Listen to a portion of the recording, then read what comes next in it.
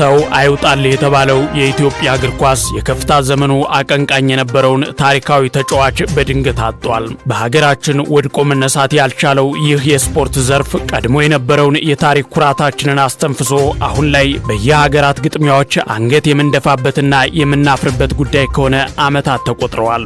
ይህ አስታማሚ ካጡ የሀገራችን ጉዳዮች መካከል አንዱ የሆነው የኢትዮጵያ እግር ኳስ ከዛሬ ነገ ይሻላል ተብሎ ተስፋ ቢጣልበትም ነገር ግን እስካሁን አንድም ጠብ የሚል ነገር አልታየበትም። በዚህም ከጊዜ ወደ ጊዜ ተንሸራቶ የሀገራት መጨረሻ መሆናችን ሲረጋገጥ የቀደመ አኩሪ ታሪካችን ብቻ ለትዝታ ቀርቶልናል። ይባስ ብሎም ይህንን ትልቅ ትዝታ ካወረሱንና የእግር ኳሳችንን ከፍታ ጣሪያ ካስነኩት ቀደምት ኮከቦቻችን መካከል አንዱ የሆነው ሙሉጌታ አኩሪ ታሪኮችን ትቶልን ወደ አይቀሬው ዓለም ሄዷል። የቀድሞ የኢትዮጵያ ብሔራዊ ቡድንና የቅዱስ ጊዮርጊስ ታሪክ ሰሪው ተጫዋች ሙሉጌታ ከበደ ወለየው በኢትዮጵያ እግር ኳስ መቼም የማይጠፋ አሻራ ካስቀመጡ ቀዳሚ ኮከቦች መካከል አንዱ ነበር። ሆኖም ወለየው በትላንትናው ዕለት ህልፈቱ የተሰማ ሲሆን የሽኝት መርሃ ግብሩም ዛሬ ከረፋዱ 3 ሰዓት ጀምሮ በአዲስ አበባ ስቴዲየም ተደርጓል። ሙሉጌታ ከበደ ከሰሜን አሜሪካ የ15 ዓመታት የስደት ኑሮ በኋላ ከ4 ዓመታት በፊት ኑሮውን በኢትዮጵያ አድርጎ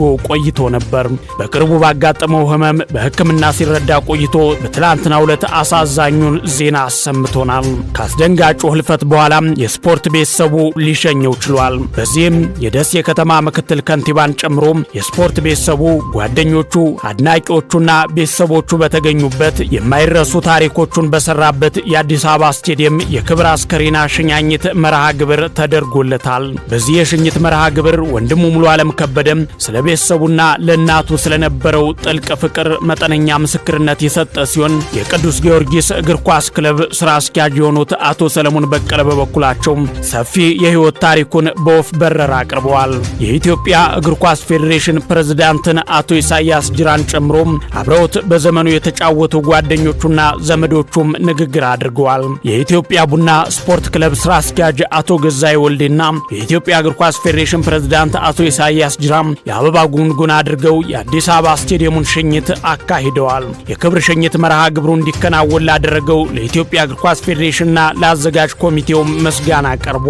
በዚህ በአዲስ አበባ ስቴዲየም ረፋድ ላይ ከተደረገው ሽኝት በኋላ ከቀኑ 7 ሰዓት ላይ በኮልፌ የሙስሊም መካነ መቃብር የሙሉጌታ ከበደ ስርዓተ ቀብር ተፈጽሟል። በ1959 ዓመተ ምህረት በደሴ ከተማ ይህችን ምድር በመቀላቀል ሀገራችን ካፈራቻቸው የአጥቂ መስመር ተጫዋቾች መካከል በቀዳሚነት ስፍራ የሚጠቀስ ስለመሆኑ ብዙ የእግር ኳስ አፍቃሪዎች ይስማሙበታል። ወላጆቹ ባወጡለት ስም ሙሉጌታ ከበደ ሲባል በኳስ ክህሎቱ ግን የበርካታ ስያሜ ባለቤት ለመሆን ችሏል። እግር ኳስ መጫወት የጀመረው በትውልድ ሰፈሩ ገና በልጅነት ዕድሜው ሲሆን በአካባቢው ለሚገኙ የሰፈር ቡድኖች በመጫወት የድንቅ ክህሎት ባለቤት መሆኑን አስመስክሯል። በደሴ ከተማ ተወልዶ እግር ኳስን በዛው በአካባቢው የጀመረው ሙሉጌታ ከበደም አስተዳደጉ ከኳስ ጋር የተጣመረ የነበረ መሆኑን ቤተሰቦቹ ይናገራሉ።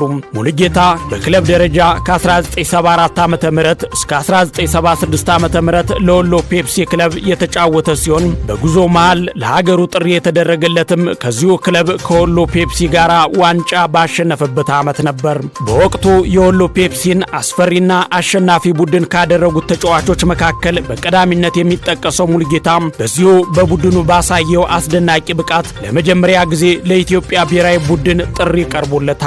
በተጨማሪም በክለቡ ወሎ ፔፕሲ ባሳየው ድንቅ እንቅስቃሴ ምክንያት የወቅቱ የሀገራችን ታላቅ ክለብ የሆነውን ቅዱስ ጊዮርጊስን የመቀላቀል ዕድል አገኘ።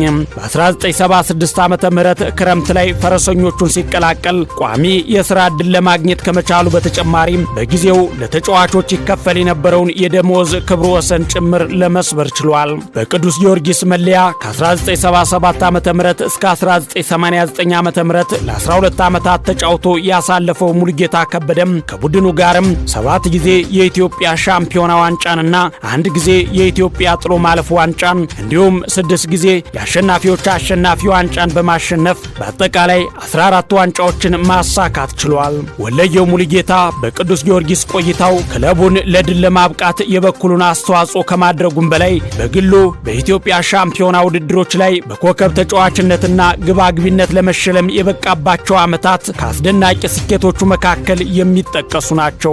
ወለየው ሙሉጌታ ኢትዮጵያ በዚያ አስደሳች እያነሳች አኩሪና ገናና በነበረው የእግር ኳስ ዘመኗ የመካከለኛውና የምስራቅ አፍሪካ ዋንጫን ስታሸንፍ የፊት መስመሩን ከመሩ ኮከብ ተጫዋቾች መካከል አንዱ ነበር። የተቃራኒ ቡድን ተከላካዮች ራስ ምታት የነበረው ሙሌ ፈጣን፣ ታጋይ፣ አደገኛ ግብ አዳኝና አይምሬ ጎል አስቆጣሪ እንደነበረ የሚያውቁት ይናገራሉ። በዚህም በርካታ ስኬቶችን ያስመዘገበው ሙሌ በግሉ ስኬት ያስመዘገበባቸውን ዓመታት ስንመለከት በ1977 ዓ.ም በ1978 ዓ.ም እና በ1986 ዓ.ም ኮከብ ግብ አስቆጣሪ ሆኖ ሲያጠናቅቅና ሲሸለም በ1978 ዓ.ም በ1980 ዓ.ም እና በ1982 ዓ.ም ደግሞ ኮከብ ተጫዋች በመሆን በኢትዮጵያ ሻምፒዮናዎች ላይ ለመሸለም በቅቷል። ከነዚህ አስደናቂ ስኬቶቹ ባሻገርም የአዲስ አበባ ኮከብ ተጫዋችና ጎል አስቆጣሪ የሆነባቸው ዓመታቶችም ነበሩ። ወለየውና አብሽሩ በሚሉና መሰል ስሞች የሚጠራው ተወዳጁና ታሪካዊው ተጫዋች ሙሉጌታ ከበደም ከነዚህ ሁሉ ስኬቶቹ በኋላ ጫማውን ሰቅሎ በሀገር ውስጥም ሆነ በውጭ ኑሮውን ሲገፋ ቆይቶም በትላንትናው ዕለት ትዝታውንና መተኪያ የሌላቸው የሚመስሉ ስኬቶችን ትቶልን ሂዷል። በዚህም በርካታ ታሪኮችን የሰራበት የቀድሞ ክለቡ ቅዱስ ጊዮርጊስ ስፖርት ማህበር፣ የኢትዮጵያ እግር ኳስ ፌዴሬሽንና ሌሎች የስፖርቱ ቤተሰቦችም ለቀድሞ የክለቦችና የኢትዮጵያ ብሔራዊ ቡድን ምርጡ ተጫዋች ለነበረው ሙሉጌታ ከበደ ህልፈተ ህይወት የተሰማቸውን መሪር ሐዘን የገለጹ ሲሆን ለቤተሰቦቹና ለመላው የእግር ኳሱ ቤተሰብ መጽናናትን ተመኝተዋል። መኮንን አልማው ነበርኩ። መሰናዶውን በዚሁ ቋጨው። የነገ ሰው ይበለን።